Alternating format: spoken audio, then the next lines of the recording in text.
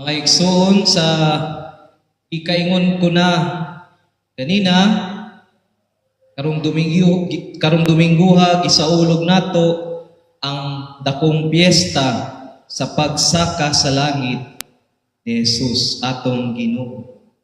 Ining mo ang kasaulugan sa pagsaka sa langit sa Ginoo kini nagpakita og dakong kadaugan og himaya nga di ay si Hesukristo Dios nga matuod kay iya man kaugalingong gahom ang maong rason nganong nakasaka o misaka siya sa langit. Apan yan ang maong pagsaka sa langit. There is this a little bit of emotion. Adunay kaguol. Adunay makapatandog sa pagbati, ilabi na sa iyang mga tinun-an. Kini maong ebanghelyo nga atong nadungog usa ka panamilit ug klase sa panamilit nga makapatandog sa kasing-kasing sa iyang mga tinun-an. Ilabi na nga ang ilang hinigugma na si Jesus mubiya kanila. Kinsa ba hindi masakitan kung biyaan ka sa imong hinigugma. Apan ini maong pagsaka sa langit sa atong Ginoo, adunay tulo ka mensahe nga pwede natong makutlo. Tulo ka mensahe. Una,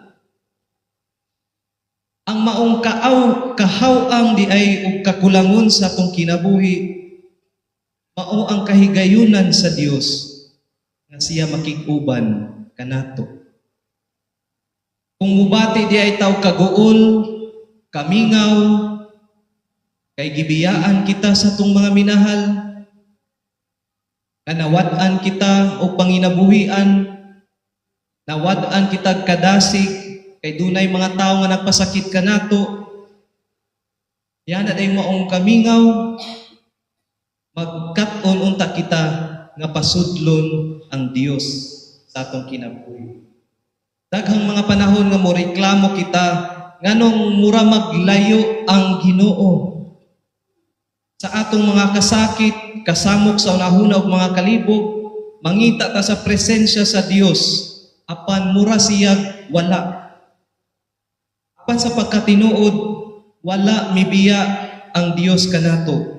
Kundi nangita siya pamaagi aron mahimo siyang mas duol pa kanato. Ang pagsaka sa langit sa atong Ginoo dili pagpahilayo, apan pagtugod nga ang Espiritu Santo muagi kanato. Wala man nato nakita si Kristo karon physically, apan mas adunay dakong kahigayunan nga siya makauban kanato o kana pinaagi sa Espiritu Santo. Kung adunay mga panahon nga kita mo question kanong gibiyaan ta sa atong mga minahal sa kinabuhi, imingaw kita, dunay kahaw ang batia ang presensya sa Dios. Kay walay tawo nga makapuno yan kung wala gayon. Bisag kung saon pa nato pangolekta kuyab, bisag kung saon nato pangolekta, mga higala, mga barkada, mga fans club, apan sa katapusan, bisag unsa ta kadato, matulog taon yang gabi. Kung wala ang Dios sa atong kasing-kasing, magmingaw yun ta. Dunay mga tao, dunay mga sikat ng mga artista na agi sa ilang kasikat sa kataas sa ilang naabot sa kinabuhi, sa katapusan, naghiko. Ano man? How ang ihaw?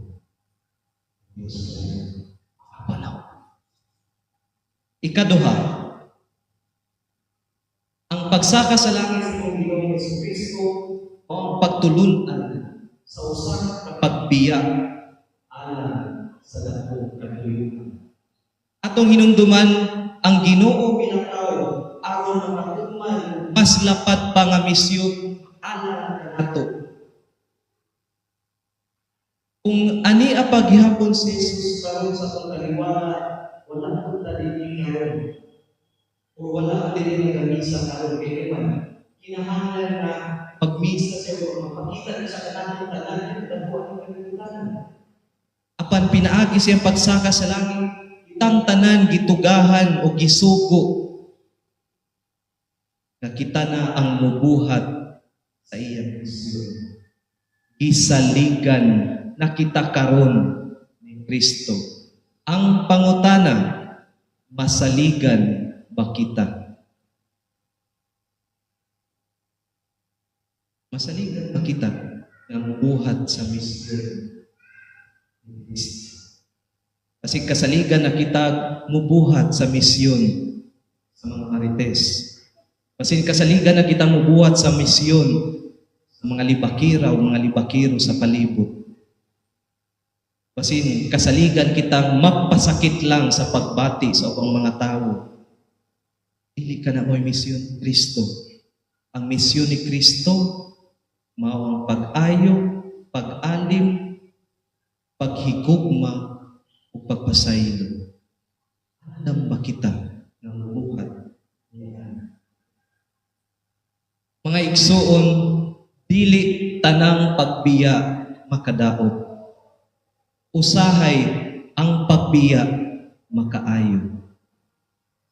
Ang pagbiya sa usa ka inahan, usa ka amahan tungod og alang sa kaayuhan sa pamilya, mao mo trabaho sa gawa sa nasod, bisag sakit, bisag labag sa kabubuton, apan kay kini kaayuhan man sa pamilya. Kami nga mga kaparian, ganahan na gid unta ming magpabilin sa among mga pamilya. Ganahan na gid unta ming magpabilin sa among mga minahal. Apan sa unta man nagisaligan mi sa Dios among himog dakong misyon. Kung wala, kung nagpari, pwede na gid taon nasa balay karon, magpahayahay, maglabing-labing, labing-labing. Apan kay gipili manako ni. O kung wala jud may misa karon, ug wala na ko isa bisyon mo para sa kaayo sa tanan. Kung ang usa ka higala kailangan nga mubiya sa iyang amigo o amiga kay dili na makaayo ang ilang friendship, then kailangan kung sige na lang ta kuyog-kuyog ka na maong higala, dili na ta mutubo, dili na ta mahimong mature, angay ka ng undangon ka ng maong relasyon. Kung ka ng inyong relasyon sa imong uya, toxic na kaayo, padulong na sa pagka-ut-ut, padulong na sa pagka-desperado nga relasyon, toxic relationship, then it must be cut off immediately. Si Jesus angay nga mubiya, biyaan kita, dili para pasagdan kita, apan gibiyaan kita para mo-mature kita sa pagtuo. Dili tanang pagbiya makadaot. Sa katapusan, ang pagsaka sa langit sa atong Ginoo nagaawhag ka natong tanan nga unta kita dili lang magpabilin nga hangad-hangad sa langit nga nangandoy man kitang tanan diri nga mahilangit, di ba? Ganahan man kita malangit, wa man tananimba para mo maimpierno. Sing dai ganahan mo simba diri kay para maimpierno, wala man siguro. Apan dili di ay nga kailangan kita maghangad-hangad dinha sa kawanangan para makita nato ang langit. Ang katapusang hagit nato mga igsoon, nga kanang langit bitaw nga naa sa taas, atong dadon dinhi sa kalibutan. Sa Ebanghelyo, human mulakaw si Jesus, human mibiya si Jesus, ang mga tinun-an nagatutok lang sa langit ay sa first reading dahil nino nga, sige sila nga, nagiing na sa sangil nga, nung sige mo tutok sa taas. Siguro nagkurog sila sa kahadlok, sa kasubo o kalibog. Apan ang mensahe sa mga anghel sa unang pagbasa nagaingon, ngano man kamo nga nagatutok sa langit. Ayaw na paghulat nga munaog ang langit dinhi sa yuta. Dad-ana ang langit, uy ina ang langit dinhi sa atong kalibutan. Uy anato ang langit sa tambuhi pakita. Sige kong pangutana sa mga tao, kinsa may ganahan may langit diri, di karon pangutana ko ninyo, kinsa may ganahan mahilangit diri, isang kamot. 1, 2, 3, 4. O Patra Lord, ang ganahan may langit tanan, ganahan may impyerno. Sige. Salamat Lord. Di kay may crowded di ay. Kita tanan ganahan, di ba? Di man mo isa kay mahadlok man mo ay.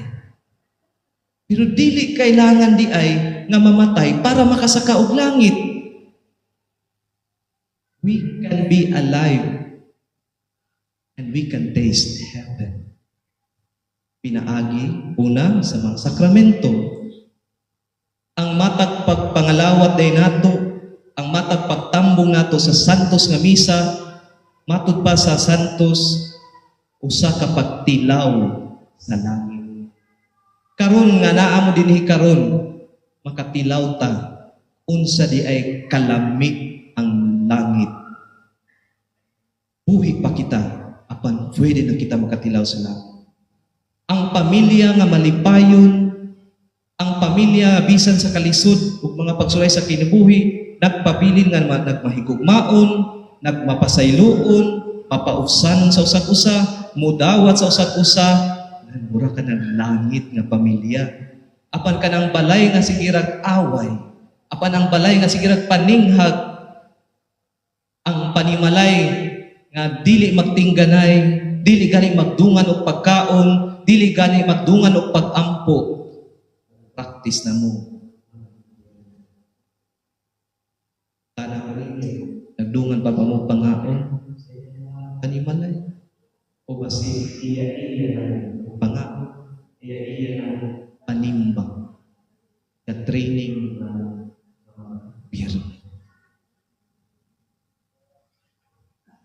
Ang langit karon dili lang dapat atong paabuton. Ang langit karon usa na ka misyon na atong buhaton. Maigsuon, ang pagsaka sa langit sa atong Ginoo dili pagbiya kundi pagpahimutan sa atong kaugalingon kita magapadayon sa mga buluhaton ni Kristo. Ang mga kaaw-haw ang atong gibati mao kana ang tawag sa Dios. O kana ang pamaagi para sa siyang puyo kanato. Ang paglakaw, ang pagbiya, dili makadaan o dili makaayon mo kanato.